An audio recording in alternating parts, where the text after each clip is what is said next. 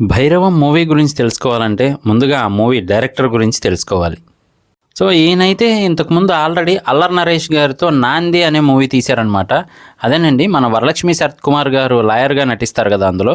So ఆ movie, అలాగే ఉగ్రం అని చెప్పి అల్లరి నరేష్ గారితోనో ఇంకొక మూవీ తీశారు. ఆ మూవీ అయితే చాలా బాగుంటుంది. ఒక పవర్ఫుల్ పోలీస్ ఆఫీసర్గా అయితే మన అల్లరి నరేష్ గారు నటించారు అందులో. కొంచెం రివెంజ్ టైప్ స్టోరీ అని అయితే చెప్పొచ్చు అనమాట. అది మనకి డైరెక్షన్, స్క్రీన్ ప్లే కొంచెం గ్రిప్పింగ్గా అయితే ఉంటుంది ఉగ్రం మూవీలో చూస్తే కనుక. అలాగే నాంది అనేపాటికి తెలిసిందే కదా అల్లరి నరేష్ గారిని ఎలా హింసిస్తారు ఏంటి అని చెప్పి. సో ఆయనే ఇప్పుడు ఈ ముగ్గురుతో భైరవం అనే మూవీ తీస్తూ ఉన్నారనమాట. మన నారా రోహిత్ గారితో, మంచు మనోజ్ గారితో, అలాగే బెల్లంకొండ సాయి శ్రీనివాస్ గారితో. అయితే మాత్రం ట్రైలర్లో కానీ లేదు అంటే ఆ ఫొటోస్లో కానీ రిలీజ్ చేసిన పోస్టర్స్లో కానీ మనకు క్లియర్గా అర్థమవుతుంది ఏంటి అంటే ఆ బ్యాక్ సైడ్ టెంపుల్ ఏదైతే ఉందో ఆ టెంపుల్నే హైలైట్గా ఉండేలా చూసుకుంటూ ఉన్నారనమాట మనకు పోస్టర్స్ మీద అన్నిట్లో కూడా. సో మొత్తం కాన్సెప్ట్ మనకి వీటి ద్వారానే చెప్పారు ఏంటి అంటే వారాహి అమ్మవారి టెంపుల్ అయితే ఉంటుంది. సో ఆ అమ్మవారి టెంపుల్ భూముల గురించి, ఆ టెంపుల్ గురించి మొత్తం స్టోరీ జరుగుతుంది అని చెప్పి. కాకపోతే ఇక్కడ మనకి ఒక సీన్లో అయితే మాత్రం నారా రోహిత్ గారు, మంచు మనోజ్ గారు గొడవ పడుతున్నట్టయితే ఉందన్నమాట. మధ్యలో మన సాయి శ్రీనివాస్ గారు అయితే ఆపుతున్నట్టు.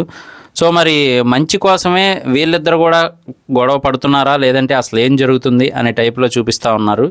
అలాగే మరి ఎంతోమంది ఆ ల్యాండ్ గురించి, ఆ పేపర్స్ గురించి, ఆ నగల గురించి వచ్చినట్టయితే తెలుస్తూ ఉందన్నమాట. మరి ఇక్కడ లాస్ట్లో గమనిస్తే కనుక తండేల్ మూవీలో హీరోయిన్ గారు పక్కనే ఉంటారు కదా. సో ఆవిడైతే ఇందులో కూడా ఉన్నారు. మంగళవారం సినిమాలో ప్రెసిడెంట్ గారి వైఫ్గా నటిస్తారు కదా, మీకు గుర్తొచ్చి ఉంటుంది. సో ఆవిడ ఇందులో ఫస్ట్ అంతా కూడా బాగానే ఉన్నట్టున్నారు, కానీ తర్వాత మాత్రం భర్త చనిపోయినట్టయితే ఉన్నారనమాట. మరి ఆవిడికి భర్తగా నటించింది ఇంకెవరో కాదు, నారా రోహిత్ గారు అనమాట. సో మరి ఆయన అయితే ఇందులో చనిపోయారు అని క్లియర్ కట్గా తెలుస్తూ ఉంది. మరి ఆయన చనిపోయిన తర్వాత ఆ భూమిని లాక్కున్నారా లేదా, అసలు ఏం జరిగింది అనే టైప్లో అయితే చూపిస్తూ ఉన్నారనమాట. అలాగే మనోజ్ గారికి మంచి కంబ్యాక్ అని చెప్పచ్చు ఈ మూవీ అయితే మాత్రం. రోల్ కూడా చాలా పవర్ఫుల్గా ఉన్నట్టయితే ఉంది. ఎన్నాళ్ళు తగ్గాను అని చెప్పి అయితే చెప్తూ ఉన్నారు. సో మరి నారా రోహిత్ గారు చనిపోయిన తర్వాత ఈయన ఆ ఊర్లో మంచి కోసం కష్టపడుతున్నారా ఏంటి అనేది మాత్రం మనం వెయిట్ చేసి చూడాల్సిందే. సో ఓవరాల్గా అయితే మాత్రం ఒక మంచి ఎక్స్పెక్టేషన్స్తో అయితే వస్తూ ఉంది. అలాగే మన బెల్లంకొండ సాయి శ్రీనివాస్ గారికి ఒక హిట్ కావాలి, నారా రోహిత్ గారికి ఒక మంచి హిట్ అయితే కావాలి, మనోజ్ గారికి కూడా ఈ టైంలో కంబ్యాక్ అనేది కావాలి. సో వీళ్ళ ముగ్గురితో అయితే మాత్రం విజయ్ కనకమేడల గారు చాలా గట్టిగా ప్లాన్ చేశారని చెప్పొచ్చు.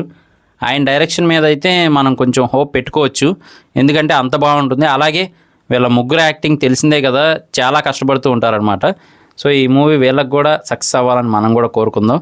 అలాగే మూవీ రిలీజ్ అయిన తర్వాత ఆ మూవీ రివ్యూ కూడా చేద్దాం. మిస్ అవ్వకుండా ఉండాలంటే జస్ట్ ఫ్రీగా సబ్స్క్రైబ్ చేసుకోండి. అలాగే వీడియోని లైక్ చేసి సపోర్ట్ చేయండి. నేను మీ ప్రసాద్, మళ్ళీ నెక్స్ట్ వీడియోలో కలుస్తాను. Love you all.